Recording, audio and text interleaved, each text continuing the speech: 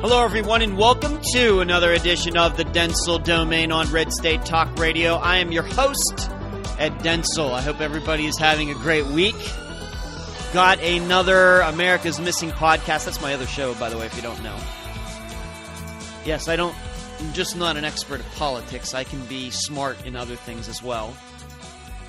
But we got another America's Missing podcast into the books last night, myself and my co-host, Melissa Bridges. Went really well. I think that today we are going to break our record for the amount of downloads for that show. And that's our fifth case that we've done. This week it is Jody Husentrut, a reporter who disappeared in Mason City, Iowa in 1995. So the case is 21 years old.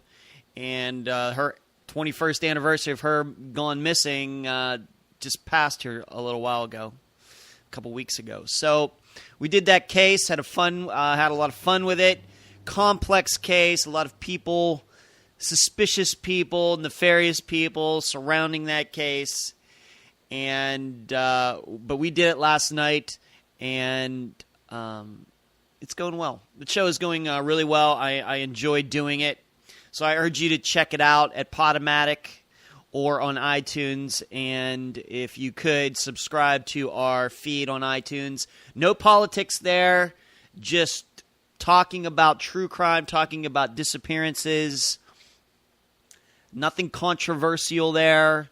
Just we try to gather all the facts and then disseminate it all to anybody who wants to listen. And we offer our own theories, and we talk a little bit about true crime in general and disappearances in general.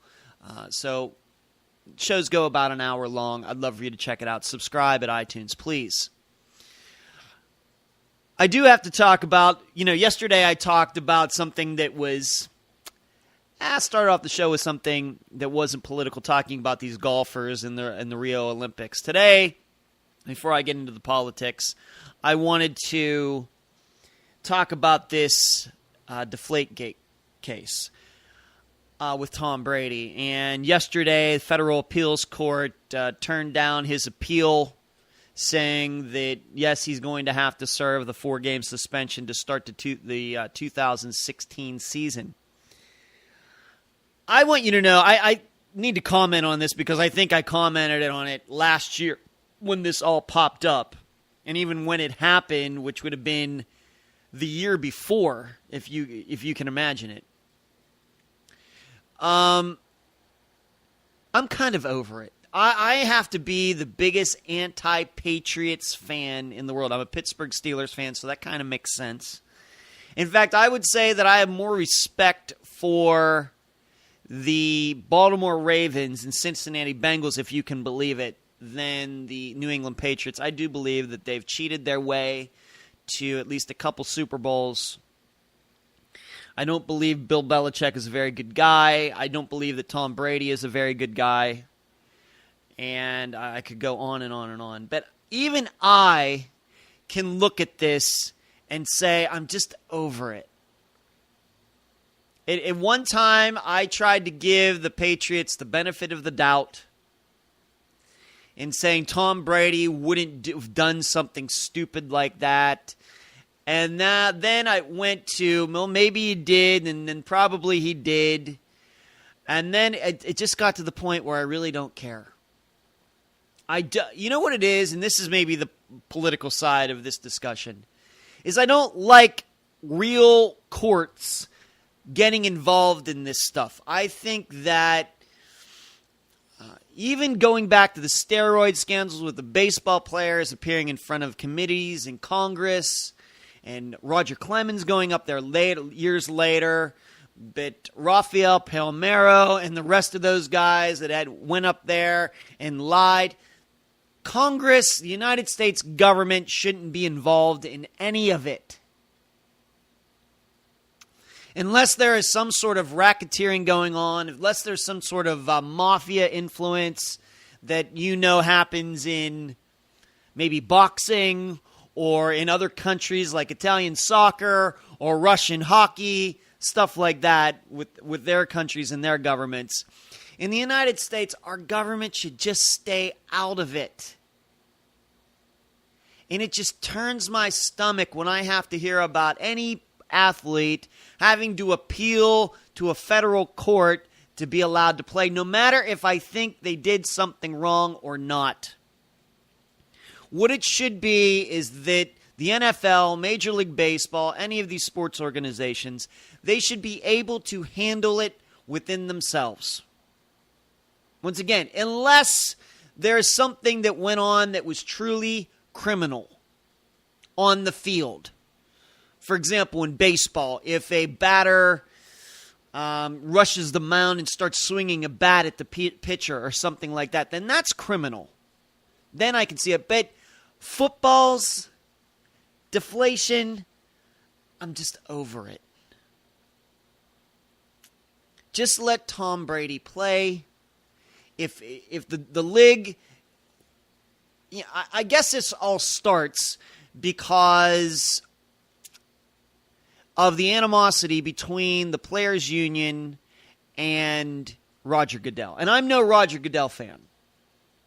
And it should be known that there was only one team in the NFL that chose not to approve the new player negotiations with the league a few years ago. There was only one team that didn't want to do it. And the reason that the Steelers were that team, or was that team.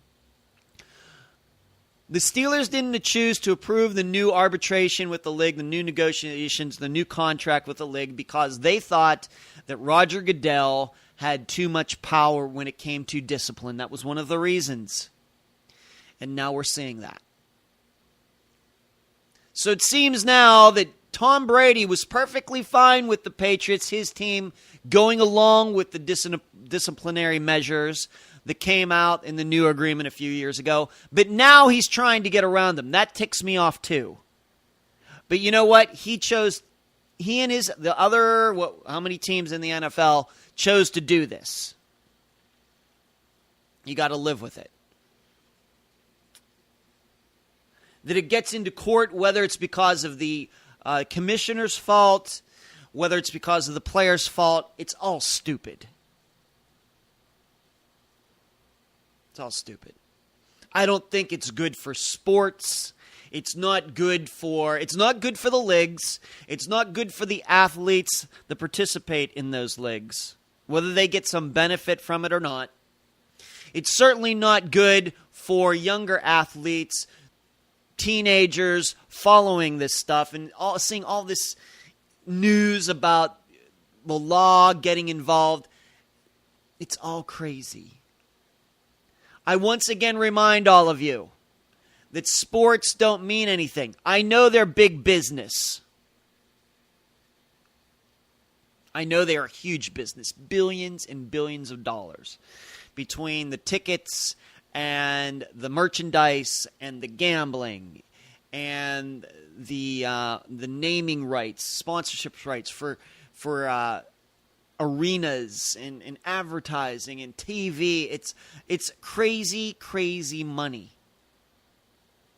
Still, the law should not be involved in something that is a league matter, where no violence was involved, and it might have been something of cheating just in the game. This isn't like Tom Brady cheated on his taxes.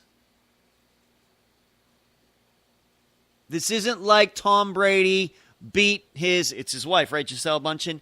His wife, Gisele, or anything like that. So, I don't know if there's egos going on here. I don't know if somebody's trying to make a point. I don't know. But even I, as the most anti-New England Patriot person you're probably going to find, is over it. Just let him play. It's over. It's 2 years ago. I'm over it. Let's just get to playing football. Let's not suspend him for those games. I don't want to have any sort of excuses that the Patriots may have if they don't make the playoffs or they don't get the number one seed or something. I don't want them to come back and say it was because of the suspension. Just let it go. So I'm just, and hey, but he may appeal to the Supreme Court, and if he does that, he's stupid too. It's all particularly a turnoff, and I think this is, but people continue to watch, just like they continue to watch, as I said last year about my Steelers, watching a dog killer on the Steelers.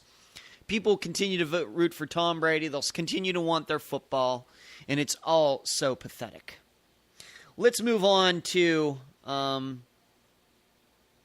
something else. The All-Star Game being with sports, but actually something that real politics that got into sports last night. The All-Star Game, I watched a little bit of it, but I was in the process of putting my other show together, so it was kind of just on in the background. And this singer, Remigio Pereira, you'd never know with that name that he's from Canada. But he is part of a group they were called the Canadian Tenors, but now they're just called the Tenors. He sang the Canadian anthem last night for the game because there's one team from Canada, Toronto, so they have to do both national anthems. And in it, he altered one of the lines in saying that all lives matter. In the Canadian, oh Canada, I'm not going to sing for you. That song, he put in all lives matter at some point in it. And if this is the way that we think that we need to make a point about all lives matter, not just Black Lives Matter, this is not the way to do it. Now, you should know that he got suspended because of this from his group. He went out there and did this. I don't know how many other tenors he is in this group that they have, but he has been suspended for going out there and kind of just freestyling out there, just adding words to the Canadian national anthem. And he has apologized and say, the emotions just overtook him at that moment, knowing what's going on in the world and knowing what's going on in the United States with these police shootings. But this is not the way to do it. And I would hope that for all of us who believe that all lives matter, and if they're going to say, those kooks are going to say that only Black lives matter, and then there's going to be the response that blue lives matter too, meaning, I don't mean Bolians in Star Trek, I mean policemen, and the primary police uniform in the United States color is dark blue. That I hope we don't take it to the point where we start altering the Star-Spangled Banner to make a point. That's going too far. I don't know who that's going to really influence. I don't know how that's going to change any minds by changing some words at a sporting event in our national anthem. So on both sides, you can take this too far. Black Lives Matter, we know that they take it too far all the time. In fact, I have another story where I saw that they were blocking some street and wouldn't allow an ambulance to pass through that had a sick child in the back of it. Something like that. Too far. On our side, we can do it too. And we have to recognize that. Now, you should know that there's been a lot of reaction. A lot of the reaction has been negative, as you would expect, but not.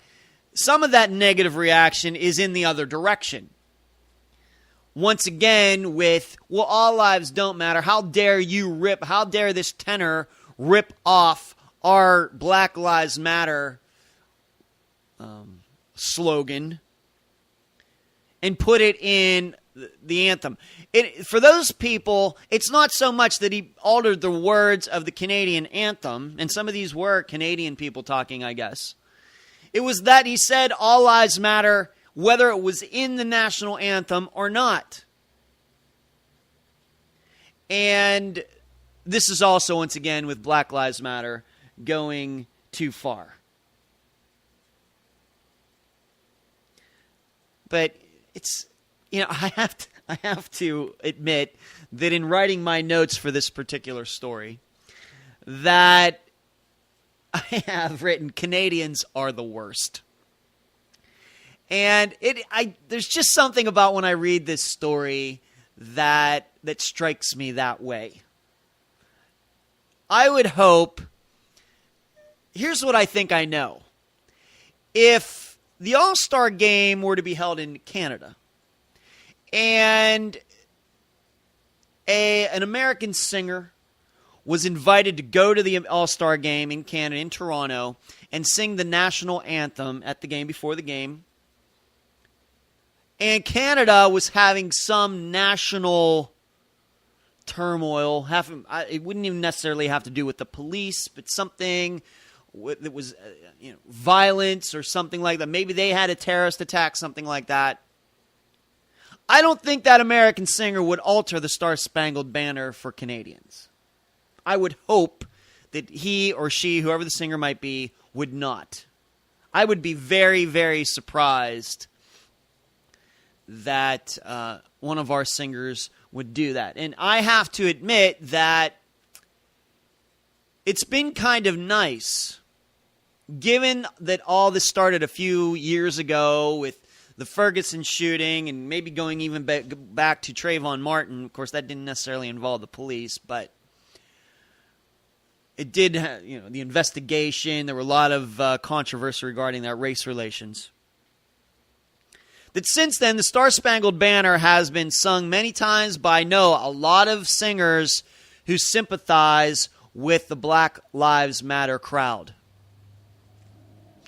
And I think that it says a lot that none of those people have thought to do what this guy did at the All-Star Game last night. And I give a credit to those singers of the Star-Spangled Banner that have just kept it to the words that Francis Scott Key came up with over 200 years ago. Now, I'm not saying all of those renditions of the Star-Spangled Banner were great. Some of them get a little crazy. Go a little too wild, go a little too long, prettying it up a little too much. Just sing it. Now, I may have some criticisms with that, but they've stuck to the words. They haven't infused any politics into it, and I just want to know that I thank them for that. And in that, they have done their country a much better service than Remigio Pereira did for his Canada. So I think as conservatives, we have to remember that. That just because he said this All Lives Matter in the Canadian anthem does not make it right, even though those words are true. Wrong place, wrong time. It's all about context in life. So I wanted to cover that. Yesterday, Loretta Lynch, I guess I have to talk about this. She goes up in front of the committee. She gets grilled just like James Comey did last week, and it kind of ends up going the same way. I can understand, being that I talked about James Comey last week, about what happened with him being up there, and I'm still trying to figure out almost a week later whether he actually believed what he was saying or was he covering for the Clintons. But after his testimony last week, is it not a process of futility to then get Loretta Lynch up there and her essentially saying the same thing? Of course, with her, we have the incident of her meeting Bill Clinton, happening to run into him somewhere and talking to him for a while. All the while, her FBI is still finishing up its investigation of Bill's wife. It all looks terrible. It probably is terrible. Would love to know what went on behind the scenes.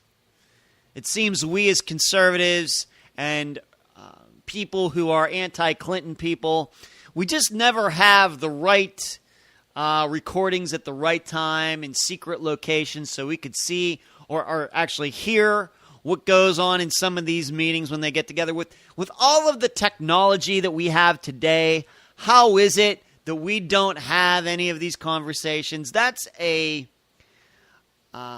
fault on our part. It really is.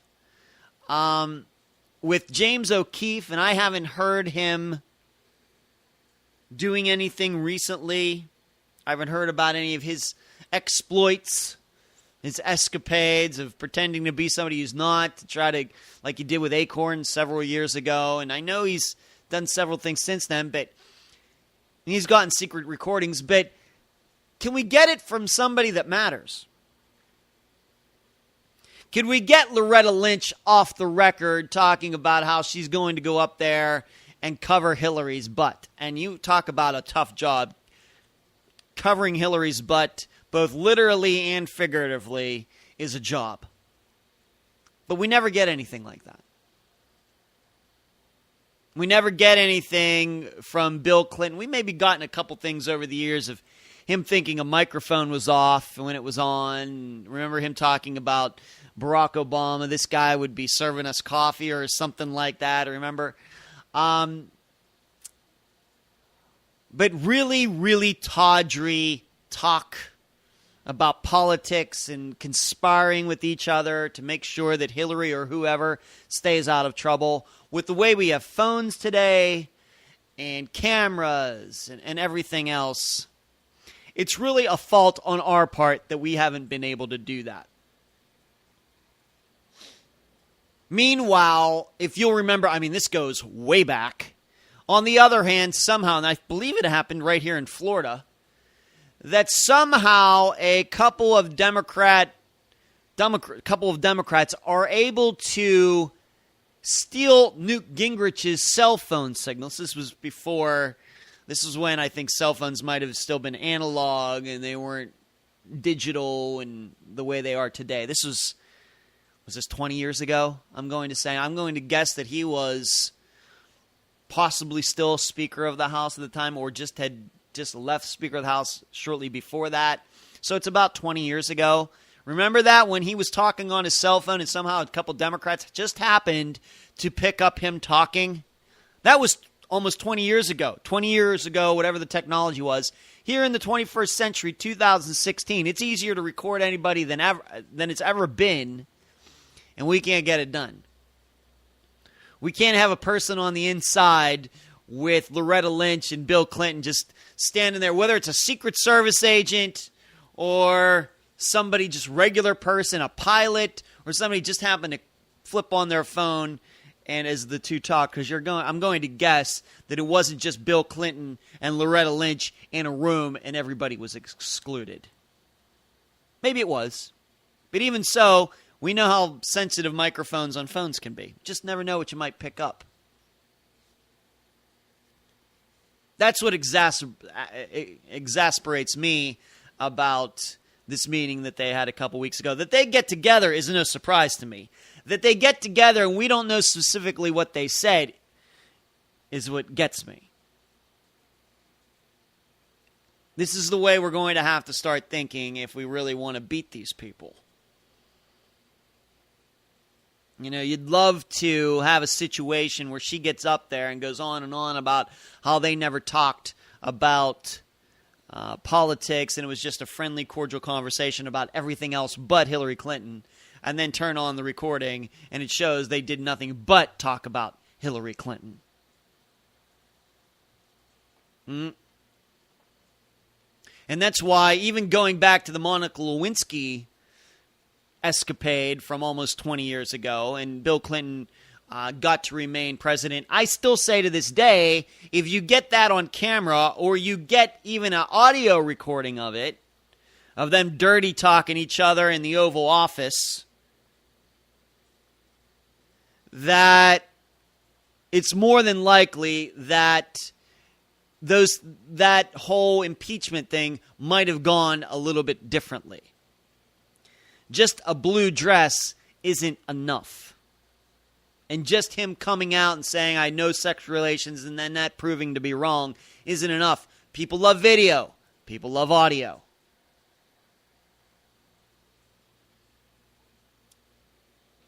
So, but she went up there. She said her piece. Trey Gowdy and others made her look like an idiot. She doesn't care. She doesn't even think that she looks like an idiot. The Democrats run interference for her. Just because, and we know if it was flipped around, if it was a Republican, everything would be flipped. And this is what, thinking about Donald Trump, and we're going to get to a little bit of Donald Trump before the show's over. This is what exasperates, to use that word, exasperates me about this whole thing about how I'm supposed to vote for Donald Trump just because the opposition is Hillary Clinton. How is that any different than Loretta Lynch going up there and Democrats defending her and Republicans attacking her? Because, like I said, if it was switched and that was John Ashcroft or one of the other attorneys, I want to say attorney generals, but it's attorneys general, for any Republican was up there, it would be flipped. Wouldn't it? The Republican representatives would be defending him or her, and the Democrats, and it's all because of politics, and the Democrats would be attacking him or her. And it's all just because of the party they identify with. How is and I know all of you who are going to vote for Trump hate it. You want objectivity, right? Allegedly. What you want with Loretta Lynch is for her to show up and the Republicans to attack her, and at least the Democrats give her at least a little bit of a hard time, which they didn't. And you want the opposite, right? You want, if something has gone wrong with a Republican, that they have to go up there and both the Republicans and Democrats give that attorneys general a hard time as well, right? That's what you say you want. That's objectivity, and I like it too.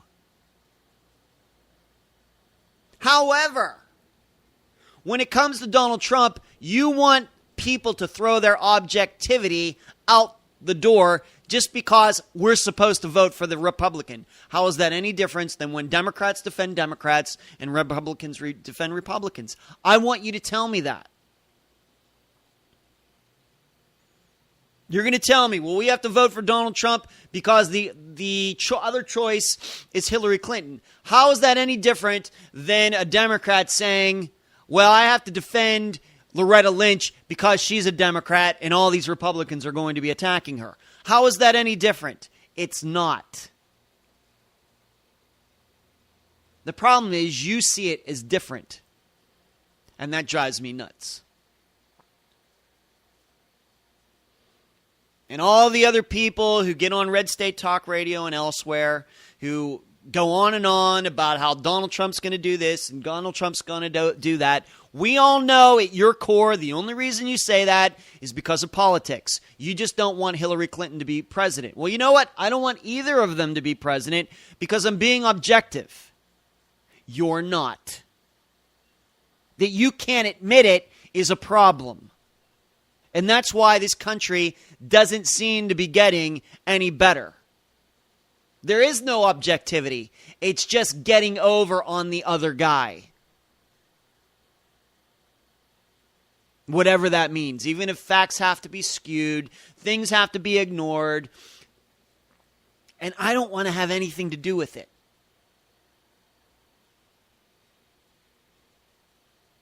I would like to think that if I was a representative from whether it was from Pennsylvania, where I grew up, or Nevada, where I lived for 13 and a half years, or now that I live in Florida, that if I was on one of those committees, whatever party I might be a part of, at this part, oh, by the way, you should know that I just got my new voter's card with unaffiliated on it. It was beautiful. But I would be independent, an independent, true conservative up there, that I want you to know that I would be objective. That no matter what that politician's background was, whether I thought the person was conservative or liberal, if I thought that they did something wrong, something that doesn't quite look right, I would give them a hard time. And you have my word on that. But that is not what you Trump supporters are embracing. And that is one of the reasons that I continue to oppose you, and I will continue to oppose you all the way through the election in November. I got to go to the break. You've been listening to the Dentzel Domain on Red State Talk Radio. The voice of American conservatism. WRS Digital, Red State Talk Radio.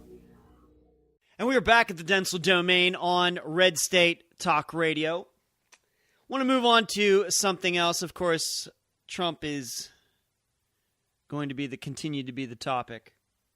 There was some polling that came out within the last 24, 48 hours that I'm sure has put Trump people in a very good mood.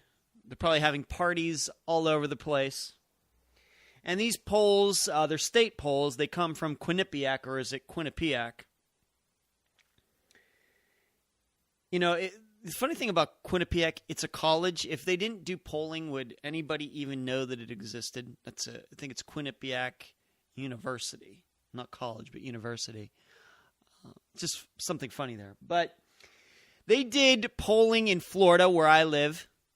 They did polling in Pennsylvania, where I grew up. And then they did polling in Ohio, a state that I'm fairly familiar with as well. And they show that Trump seems to be doing fairly well in those states. I think in Ohio, he's running neck and neck with Hillary. In Pennsylvania, he's leading by 2. And here in Florida, I believe they have him leading by 3. Now, you can understand, if you haven't heard about these polls, that those would put the Trump people in a very, very good mood. I can tell you that I just don't believe it. Considering the voting patterns, just on the voting patterns of those 3 states alone, to me, it's just not believable that, just to put it in context, the Republicans have not won the state of Pennsylvania since 1988. I was still in high school when that happened. I was going to high school in Pennsylvania when it happened. They haven't, so just for that. As for Florida, we know that about 2000, and with Al Gore and George W. Bush, and then in 2004, George W. Bush won Florida fairly easily. But since then, Barack Obama's won the state, although it was kind of close in 2012, granted. And then in Ohio, George W. Bush won that state in 2000, 2004. And it kind of is like the same as Florida, in that it went for George W. Bush and then it flipped and went for Barack Obama in 2008, 2012. But Pennsylvania has consistently been a Democrat state since the 1980s, or 1992. So I cannot fathom, and on top of that, no Republican presidential candidate has come close to winning that state. Not even close. Yeah, granted, George W. Bush tried to win there in 2004. He failed. He got more votes than any Republican candidate in the history of this country. Still lost Pennsylvania. But he did win Ohio. So it's just hard for me to imagine polls where Trump is leading by 2 in Pennsylvania, but he's tied in Ohio. If he is actually winning by 2 in Pennsylvania, he should be leading by 7 or 8 in Ohio, frankly. Likewise in Florida. If he is truly leading in Pennsylvania by 2, in Florida he should be winning by also 6 or 7. On the other hand, if he is truly tied in Ohio, and I doubt that, but still, if he is tied in Ohio, he should be losing Pennsylvania by 4 or 5 points. And he should be tied, if not behind, in Florida as well. There's just something about the polling that seems fishy to me, and what I believe goes on in those 3 particular states that have gotten so much attention over the last 3 to 4 presidential cycles and what we've learned about those states. Now, part of it, once you go inside the numbers, and Leon Wolf at redstate.com, and I believe a few other people have pointed this out independently, that the demographics of the people polled just don't make any sense, especially in Pennsylvania. If you don't know, Democrats, even though they had a Republican governor until 2014, 2015, and they have a Republican senator, fairly conservative, Pat Toomey. Democrats outnumber Republicans registered in Pennsylvania like 2-1. Now, what that means is a lot of Democrats are still registered Democrat, but they vote Republican. And that's been going on in Pennsylvania for a long time. I mean, if it was truly everybody was just voting their party in Pennsylvania, Republicans would get blown out by 20 points every election. So we do know that some Democrats are voting Republican. It's just probably, frankly, older people who used to be Democrats and then have switched over. But they switched over cycles and cycles ago, not in the last year. They might have been LBJ Democrats, even maybe Jimmy Carter Democrats. But once the 80s came around, they were kind of like Ronald Reagan. They didn't leave the party, but the party left them, and they've just never gotten around to going to a polling place or an office and change the registration, unlike what I did going and leaving the Republican Party. People just don't get around to it. They figure, well, I'll just vote the way I want once November comes. The demographics, the splits in that state just aren't believable. They almost give it's like 35-35, 38-38, 24, whatever adds up to 100%, but they give the splits as being equally Democrat and Republican, and that's just not believable.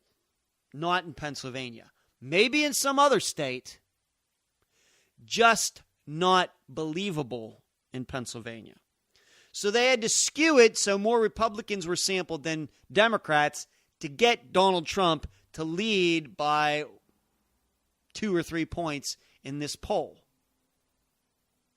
It's just not believable. And I'm going to take for granted that that's the way it kind of is in these other states as well. The truth is, in Pennsylvania, that at election time, specifically for presidential elections, you could have a split where the Democrats' vote is like 10 percentage points more of the electorate.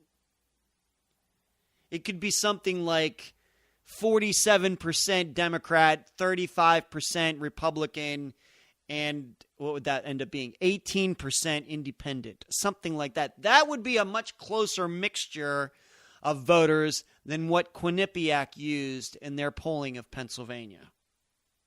Once again, I realize that not many Republicans in Pennsylvania lose by double digits. Once again, it goes back to a lot of Democrats just voting Republican. Another way to illustrate how I think things are skewed in Pennsylvania, once again, in particular, because I'm familiar with that state. And frankly, even though I haven't lived there for almost 20 years, I'm still more familiar with that state than I am with Florida. Maybe a month ago. No, more than a month ago. Maybe 2 months ago. No, a month ago. This friend of mine that I always mention, but I always talk about it. We talk politics, but I never mentioned his name. Is a college friend of mine. He had told me that his dad is a huge Trump guy, from what this friend tells me. The father told my friend that in his county alone, he believes that 50,000 people have switched over from being Democrat to Republican. 50,000 in a county. Now, this guy, I don't know my friend's dad that well. But I can tell you he has this distinguished career in education.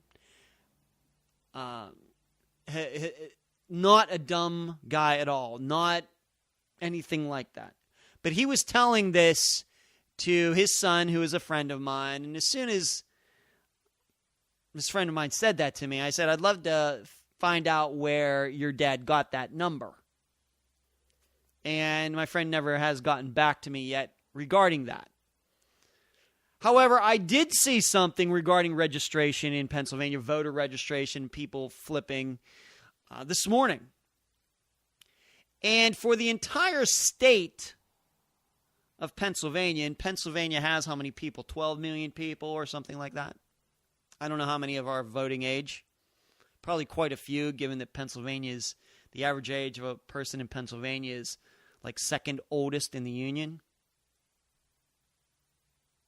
The number I saw was 30,000 people, Republicans, or people that are Democrats, have switched over to the Republican Party in this last election cycle for the state, not a county. 30,000 for the state. So you can understand why that 50,000 number just doesn't make any sense to me. Now, before all of you Republicans and Trump supporters get all excited about that, you should know that 30,000 people switching from Democrat to Republican would still not have been enough for Romney to win Pennsylvania, or McCain to win Pennsylvania, or George W. Bush to win Pennsylvania. And I'm not even sure that it would have saved the Republican governor who just lost in this election, his last election.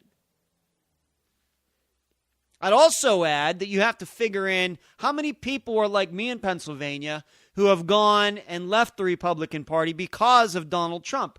I'm not going to say it's 30,000, but I'm going to say that it's a decent number. Not to mention how many people are maybe, as they should be, maybe people who would vote Democrat and are independents maybe are now registering Democrat because Trump has scared the bejesus out of them. We don't have those numbers. So that 30,000 number of Democrats or 30,000 that Republicans have gained on the registration rolls, it doesn't mean anything if you can't compare it to how many people have left the Republican Party, how many people have been registered on the Democrat side, there's a lot of other statistics that you need to make sense of that. The only point I bring it up, the reason I bring it up, is to show you that the 50,000 number in a county just is not believable. In fact, I would say that maybe there might be some counties in Pennsylvania where there aren't even 50,000 people. Although I think his dad does live in a fairly populous county, but 50,000 is crazy. Absolutely insane. But people are going to want to believe that. Moreover, Republicans are going to want to believe that. The Trump cultists are going to want to believe that. Whereas 30,000 for an entire state seems more likely to me. And it's not that big a number as you think, especially when you consider that there are 12 million people in Pennsylvania, somewhere around there. 30,000 isn't that many. So there's just something up with these polls that don't make any sense to me. Once again, saying that in a normal world, if it was a normal Republican candidate, he'd be close in Ohio, losing by 4 or 5 points in Pennsylvania, and maybe holding a small lead in Florida against a regular Democrat not named Barack Obama. So there's that. Now, you should know that nationally, it looks like Hillary's numbers have come down, but you'll also notice that Trump's numbers have not gone up. The poll I saw was Hillary still, fell to 42%, and Trump is still at 39%, which means there's, using my public/private school education, that ends up there's still 19% of people here in July of an election year who are undecided. They're kind of waiting around to see what happens. This is on top. He can't get out of the 30s. Meanwhile, up on Capitol Hill, James Comey has been out there practically saying that Hillary should have been indicted, charged with something, and won't do it. Loretta Lynch is up there saying the same thing, but they won't do it. Trashing Hillary left and right, and she's still leading these polls no matter if she's dropped or not. And it should also be mentioned, and we haven't gotten to this yet, that Bernie Sanders has finally come out and endorsed her for president. Which, as I've told you, I knew he was going to do way back when. I knew he was going to do that when he said that he wouldn't go after her and her email problem. And I'm sorry for all you Bernie Sanders supporters who were hoping he'd go third party and do something crazy or go to the Green Party, everything. You need to learn, you know what it is? You just need to learn more about politics. Instead of just leading with your heart and your feelings and your passion, you should sit down and learn a little bit about what makes the parties run, what makes this government work, what people will do, and what people won't do, and you won't get so caught up in the cult that was Bernie Sanders. And I would say the same thing for all of those Trump people as well. So she's going to get a boost from that. Hillary is not going to continue to be a topic on Capitol Hill from now through November. It was just, I'm not saying that the email controversy is going away. I'm not saying Benghazi problems aren't going away. I'm not saying the Clinton Foundation problems aren't going away. But there aren't going to be continuous hearings about it from now through November. So people, when they do read the news, it's going to be other things, and they're going to forget about it. That's the way the average person is. It's only us political honks and fanboys and fangirls that follow this stuff as closely as we do. I'd never expect your average American to read as much news, do as much research as I do. That's crazy. I only do it because I like to do this show. I want to do this show, and I feel like in my life I need to fight the forces of evil. But people aren't going to be seeing her name in the news as much, and she's going to start to look a little bit more palatable. And you should know, despite all of those people who think she should be charged, most of them are still going to vote for her for president. Which is also something that I've been telling you for a long time. But this is what happens when you all get so caught up in the politics of it instead of the character of it, the integrity of it, and your conscience. Suddenly you're just a political hack. And those people who are going to vote for Hillary Clinton, despite her problems, are no different than the people who are going to vote for Donald Trump with all of his problems. They're the same people. And there's millions and millions and millions of them. So Hillary's going to get a bump. It's hard to imagine the last couple weeks being worse for her than they've been, given all of this. And so really, it's going to get better for her from now on. I'm not saying I like it. That's just the truth. For Donald Trump, I don't know how much it's going to improve. He's going to make a vice presidential pick whenever. We'll see who it is. I personally don't think that it's going to be a person that's that conservative. It's going to be somebody that Donald Trump can boss around because that's the kind of people he picks. I see that Newt Gingrich has been dropped from Fox News. And I was also reading he might not be invited back, which is kind of funny. So we'll see. We'll see that if Donald Trump can get a bump from his vice presidential pick. I don't think that it'll last. It'll just put him in the news for a little bit more than he already is, and then things will recede to the mean of him struggling to get out of the 30s, maybe get up to 41, 42%, and Hillary continue to hover between 42 and 46, 47%.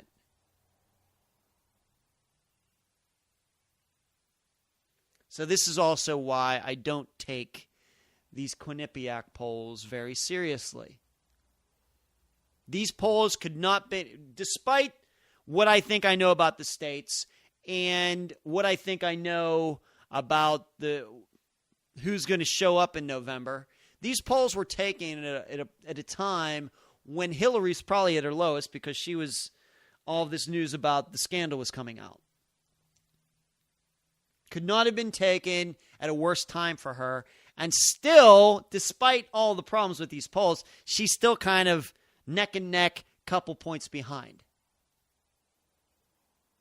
Well, when those scandals kind of go to the background and you start tweaking around and getting these mixtures of the splits of the Republican, Democrat, Independent correct in all these states, you're going to see a hugely different picture.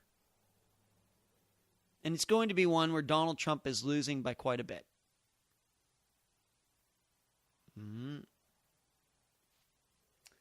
That's what I do here. I try to tell you the truth.